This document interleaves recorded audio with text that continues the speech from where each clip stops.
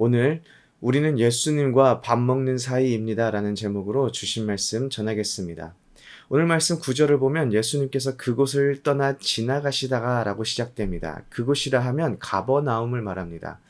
가버나움을 떠나서 지나가시다가 마태라는 사람이 세관에 앉아 있는 것을 보시고 나를 따르라 라고 말씀하십니다. 그러자 마태가 일어나 따랐다고 성경에 기록되어 있습니다. 9절 한 절만 보았을 뿐인데 상당히 많은 것들이 이 한 절 속에 담겨 있습니다. 예수님께서 가버나움을 떠나 지나가시다가 라는 표현을 통해서 예수님께서 마태라는 사람을 특별히 생각하시고 마태를 일부러 찾아온 것이 아닌 것으로 보입니다. 예수님께서 마태를 보시고 이렇다 저렇다 할 말도 없이 그냥 나를 따르라 라고 마태를 부르십니다. 마태가 세관에 앉아 있었다라는 사실을 통해서 마태가 어떤 사람인지 우리가 확인할 수가 있는데요. 마태는 세리입니다. 당시 세리에 대한 유대인들의 인식을 가장 잘 표현하는 단어를 제가 생각해서 찾아보자면 먼저 떠오르는 것이 기생충입니다. 몸속에 기생충이 들어오면 몸의 영양분을 다 뽑아먹지요.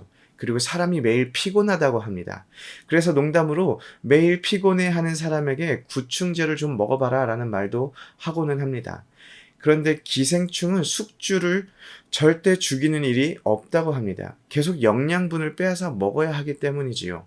세리들이 했던 일들이 이와 비슷합니다. 세리들은 유대인들에게 세금을 걷어서 로마로 세금을 바치는 일을 했는데 문제는 세리들이 정해진 만큼의 세금만 받지 않았다라는 것입니다.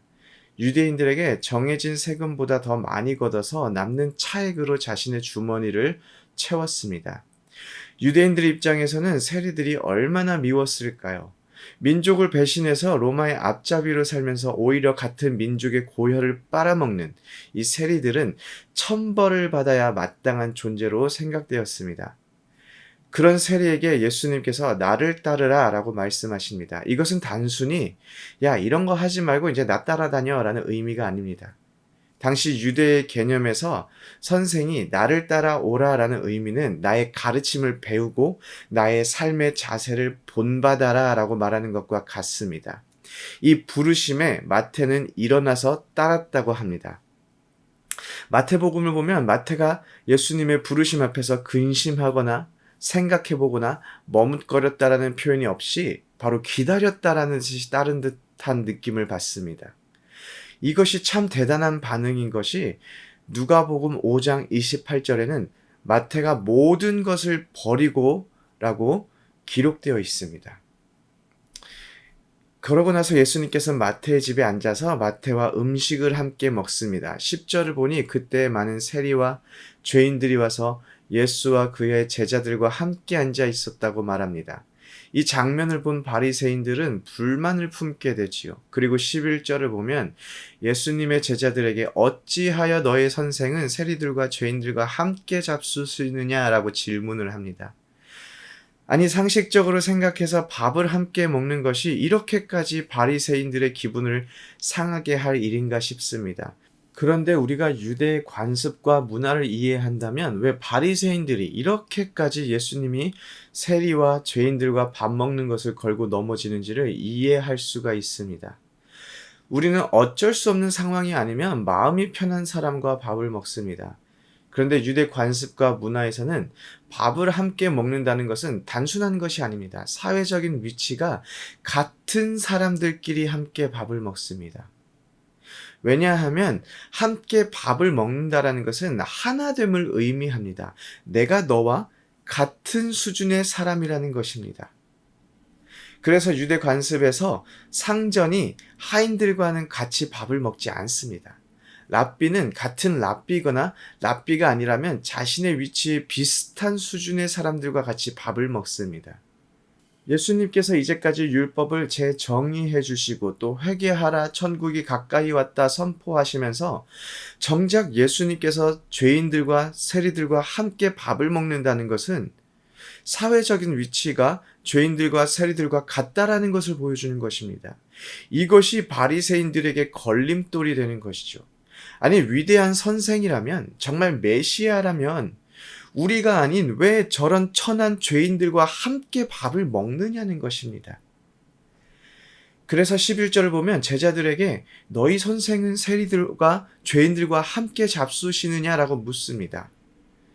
고대 이스라엘 랍비의 전통에서 스승과 제자는 한 몸입니다. 스승은 제자를, 제자는 스승의 행동에 책임을 져야 했습니다. 그래서 바리새인들의 질문은 당장은 제자들에게 묻는 것이지만 사실상 예수님에게 도전한 것과 다름이 없는 것입니다. 그래서 이 말을 들으신 예수님께서는 12절에 건강한 자에게는 의사가 쓸 데가 없고 병든 자에게래야 쓸 데가 있느니라 라고 은유적으로 말씀하십니다. 아니, 여기서 누가 건강한 자이고 누가 병든 자입니까?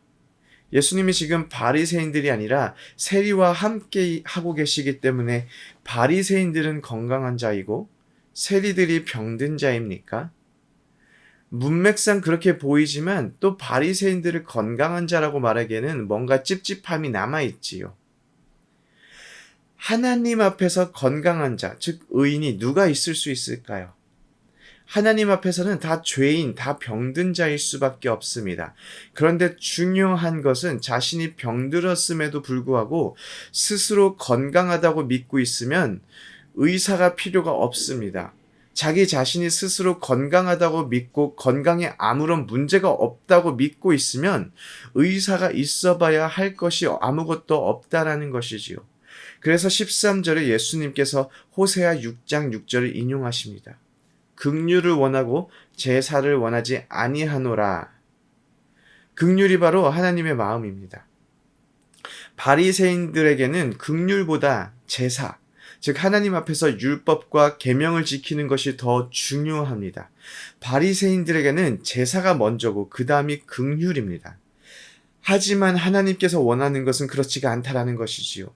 예수님께서 죄인들의 잘못을 보지 못하고 계시기 때문에 그들과 함께 있는 것이 아닙니다.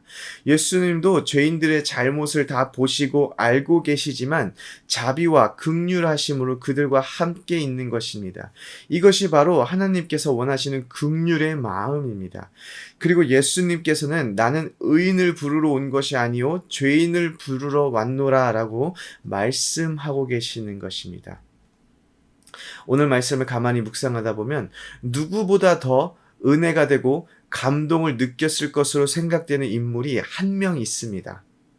바로 마태복음을 저술한 당사자인 마태입니다.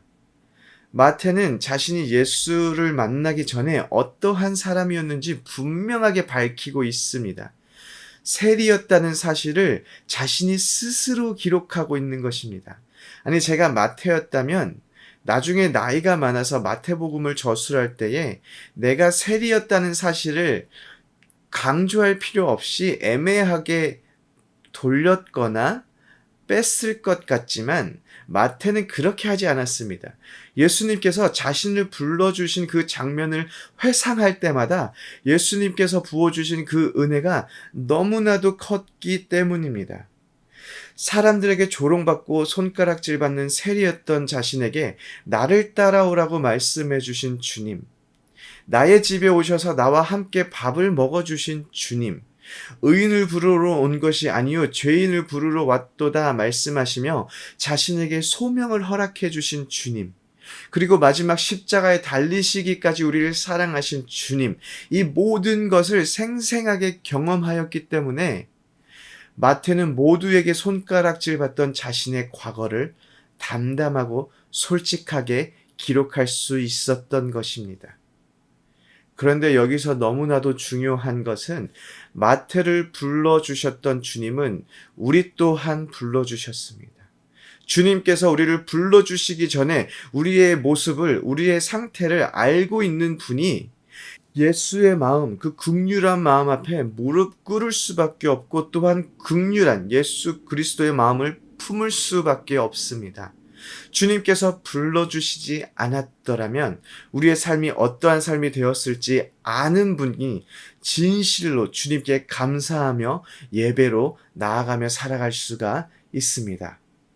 우리를 불러주시고 용서해 주시고 우리와 함께 밥 먹기를 원하시는 주님의 그 음성이 온전히 우리 삶 가운데 들려지는 그러한 삶을 살아내시기를 원합니다. 오늘 우리가 살아가는 하루가 주님께서 주신 은혜에 감사하며 그 은혜에 보답하며 살아가는 하루가 되기를 원합니다. 긍휼함을 값없이 받은 자로 예수 그리스도의 긍휼함을 우리 가슴에 품고 또 세상에 보여주며 세상에 드러내며 살아가는 하루를 보내시기를 소원합니다. 아멘.